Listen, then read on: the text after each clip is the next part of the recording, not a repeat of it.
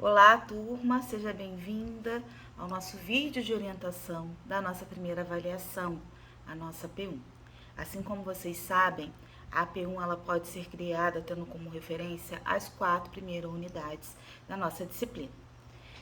Na nossa unidade 1, por exemplo, a gente traz uma discussão extremamente relevante, que é sobre a contextualização sobre as diferentes formas de residir, de morar.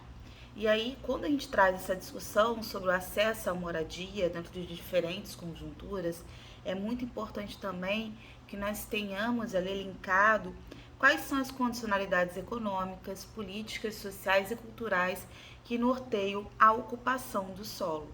Então, quando a gente pensa, por exemplo, a questão da valorização do solo, a questão do acesso da população mais pauperizada a uma moradia digna.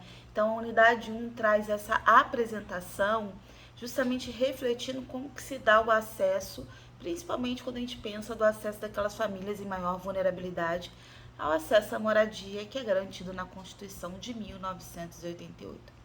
E aí, quando nós trazemos o capítulo 2 traz ali uma discussão permeada ainda no acesso da população mais pauperizada ao acesso à moradia.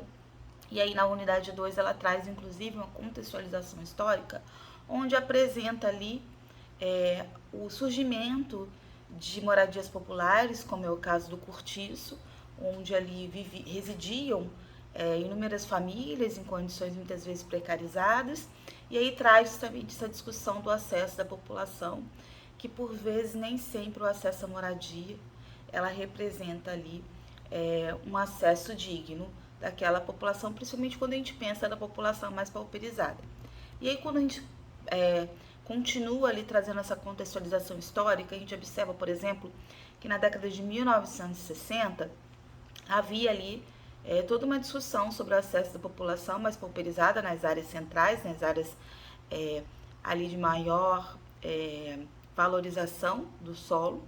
E aí o que nós observamos que até então as favelas, que elas surgiam ali como uma possibilidade ali temporária, isso é muito importante a gente pensar, que as favelas elas surgem como uma possibilidade temporária de moradia daquela população mais pauperizada naqueles centros urbanos. Aqui a gente observa que com a valorização daquele solo, essa população ela precisa ser removida por parte do Estado. O Estado traz ali a responsabilidade de remoção daquela população e muitas vezes partindo de uma fala ali de proteção daquela população, e não necessariamente como a gente pode hoje compreender como uma negação do direito de permanência daquela população na área central. E aí o que nós vamos observar é que vai haver o quê? Todo um processo de financiarização do acesso à moradia popular. Então, aquela população que residia ali na década de 60, naquelas áreas mais pauperizadas, elas são removidas daquelas áreas. Em contrapartida, o Estado ali, através do Banco Nacional de Habitação, BNH, ele traz ali como alternativa a construção de vilas ali, construção de conjuntos habitacionais que venham ali garantir o acesso à moradia, de acordo com o Estado de Moradia Digna, por parte dessa população mais pauperizada. E aí há outras condicionalidades, assim como colocado lá no nosso capítulo 1, que traz que o acesso à moradia, ela é permeada ali por condicionantes econômicos, políticos, sociais e culturais, a gente vai ver claramente no acesso à população ali nesse período histórico, porque a população ela vai ter acesso a uma moradia, mas que acesso é esse? Quais são ali as contrapartidas apresentadas àquela população?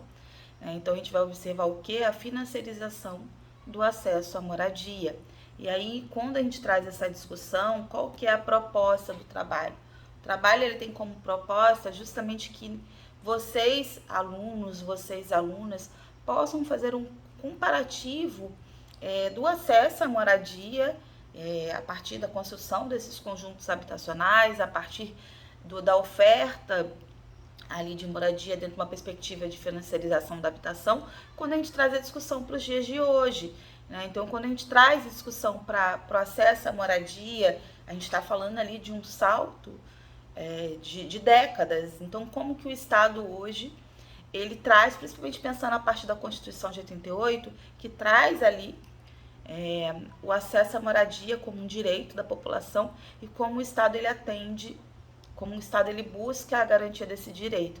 Então, eu queria que vocês fizessem ali uma comparação, onde vocês pudessem identificar características semelhantes entre a intervenção ali da década de 60, que foi a construção desses conjuntos habitacionais, partindo de um viés de financiarização da habitação, e nos dias de hoje, como o Estado ele promove a criação de programas habitacionais e como que se dá a criação desses programas. Vocês acham que esses programas que estão em curso também apresentam as mesmas semelhanças daquele processo de construção de moradia para a população mais em vulnerabilidade, aquela população que tem uma renda mais baixa? Vocês acham que se assemelha àquele programa de habitação lá da década de 60 com hoje? Ou vocês acham que não? Vocês acham que tiveram avanços, tiveram retrocessos? Então é importante que vocês tenham essa visão crítica. O trabalho ele precisa ter introdução, desenvolvimento e conclusão, ok? O trabalho ele vai ser realizado em grupo. Vocês inclusive já têm aí a criação dos grupos, já estão em andamento. Caso algum aluno que ainda não tenha grupo, entre em contato comigo.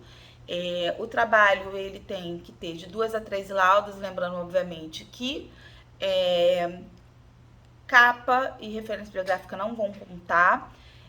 Professora, mais 2 laudas para mim ficou muito ruim. Lembrando que a introdução ela pode ser meia lauda, tá? Não precisa ser uma introdução muito vasta. Assim, o desenvolvimento eu acho interessante de 1 a 2 páginas, então o ideal mesmo é que seja 3 páginas, porque vocês pegam meia lauda ali de introdução, meia lauda de conclusão e ali 2 laudas de desenvolvimento. Eu acho que é o que mais é coerente aí com a proposta do trabalho apresentado. Lembrando, obviamente, do alinhamento, as regras da BNT, tá? E, enfim, caso tenha ainda alguma dúvida referente à elaboração do nosso trabalho, sigo aqui à disposição. Um abraço para vocês.